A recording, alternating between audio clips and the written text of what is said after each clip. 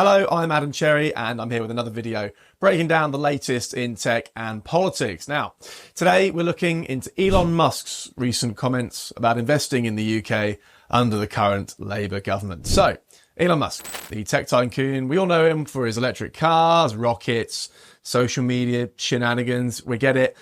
He's just fired a warning shot across the bow of the UK's Labour government. In a statement that's raised eyebrows and admittedly a few people's blood pressure, Musk has declared that very few companies would be willing to invest in the UK under the current administration. Now, this wasn't just some off-the-cuff remark. Musk has made this statement in response to a letter from Scottish politicians who are hoping to woo Tesla into opening a new gigafactory in Scotland.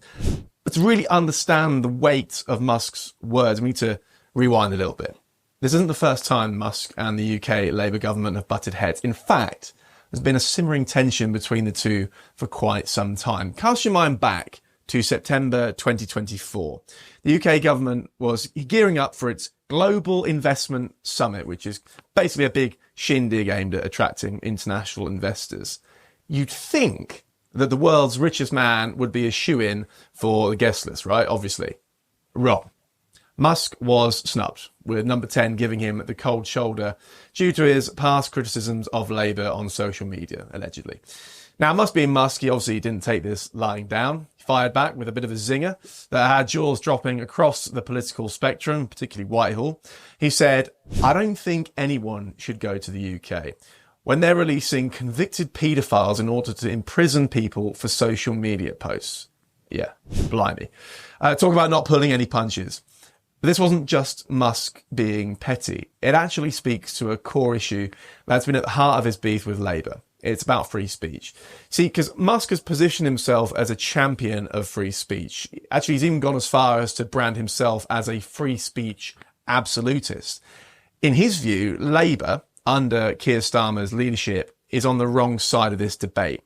Musk has repeatedly accused Starmer of restricting free speech in Britain. He's taken particular issue with the UK's online safety bill, which aims to regulate harmful content on social media platforms. In Musk's eyes, this is a step too far and is potentially stifling free expression online. It's really important to him.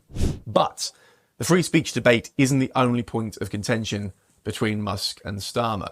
Remember those riots in the UK last summer? Well, Musk wade into that controversy as well, dubbing the Prime Minister Two-Tier Keir. He wasn't the only one. Now, this nickname was Musk's way of criticising what he saw as unequal treatment in the justice system. He argued that the punishments handed out to those involved in the riots were disproportionate, especially when compared to other crimes. Now, let's look at what this means for the UK economy. Sir Keir Starmer has made attracting businesses to Britain a central pillar of his economic strategy, at least in theory. With the UK facing low growth and the aftermath of some pretty hefty tax rises, which is putting it mildly, Starmer's been on a mission to woo international investors. So, having the world's richest man essentially giving your country's business climate a thumbs down, not exactly the ringing endorsement that Starmer was hoping for. Let's not forget what sparked this latest round of tension. The possibility of a Tesla gigafactory in Scotland. These aren't just any old factories. They are massive facilities that produce both electric vehicles and the batteries that power them. Huge. A gigafactory in the UK would mean thousands of jobs and a significant boost to the country's manufacturing sector, So it's no wonder that Scottish politicians are eager to get Musk's attention. It'd be a huge boon for them. With Musk's latest comments, that dream seems to be slipping away. It's not just about Tesla. Musk's words carry weight in the business world. If other tech giants and investors start echoing his sentiments, start saying the same thing, it could spell real trouble for Labour's economic plans. Where's the growth? It's important to note that Musk's view isn't universally shared. Actually, a recent survey showed that about half of UK businesses are optimistic about Labour's impact on the national economy, although larger businesses seem more confident than smaller ones. But Musk's comments do tap into a broader concern about the UK's attractiveness as an investment destination. Post-Brexit, and with ongoing political uncertainties, quite a lot of those, some investors have been wary about putting their money into British ventures. So how has Labour responded to Musk's latest broadside? Well, that's the interesting part. They haven't, at least not directly. The Labour Party has maintained a conspicuous silence in the face of Musk's criticisms, which could be a strategic move. They don't want to get drawn into this. By not engaging directly with Musk, they avoid giving his comments more oxygen, the oxygen of publicity. Or it could be a sign that they're still figuring out how to navigate this high-profile spat. They don't quite know how to manage it, especially given that Musk is now really a part of the Trump administration that's coming in on the 20th of January. Now, as for the British public, reactions to this ongoing feud have been mixed. As you'd expect, Musk is a pretty provocative character. Some see him as a provocateur stirring up trouble. Others view him as a unnecessary voice challenging the government's policies. Social media has been abuzz with opinions all over the spectrum. Some users praise Musk for speaking out. Others criticise him for interfering in British politics. It's a reminder of just how polarising a figure Musk can be. So where do we go from here? Will Labour try to mend fences with Musk? Will other tech giants follow Musk's lead? Or will they see opportunity where he see risks? And what about Tesla's expansion plans? Will they look elsewhere in Europe for their next gigafactory, maybe to the Middle East? These are all questions that remain unanswered. But one thing's for sure, this story is far from over.